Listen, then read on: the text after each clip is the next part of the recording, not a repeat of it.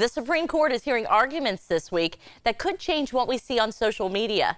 News Center 7's Blair Miller breaks down the case. Here at the U.S. Supreme Court this week, back-to-back oral arguments that look at what role social media companies play when it comes to the content you see online.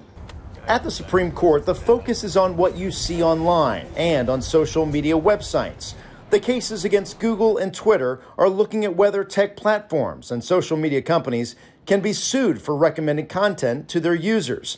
Today, the justices heard arguments that stem from lawsuits concerning the support of international terrorism. This family is suing YouTube, saying their daughter was killed in Paris by an ISIS gunman and that YouTube acted as a recruiting platform for the group. To see the pain that my wife is going through, and hopefully this will change the internet. James Chernowski studies tech and innovation. He told me if the tech companies lose, it could make the internet a much smaller place.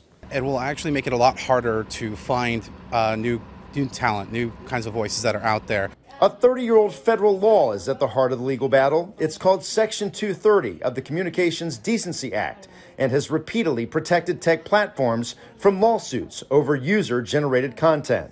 But that protection is now under scrutiny, not just at the Supreme Court, but also across the street at the Capitol. And if we give the power to parents to go into court and say, we're going to sue you, they will fear that far more than they fear some regulator here in Washington, D.C. Online platforms are doing everything they can to keep our kids' eyes glued to the screens. There will be more arguments tomorrow. Rulings in both cases are expected by the end of June. In Washington, Blair Miller, News Center 7.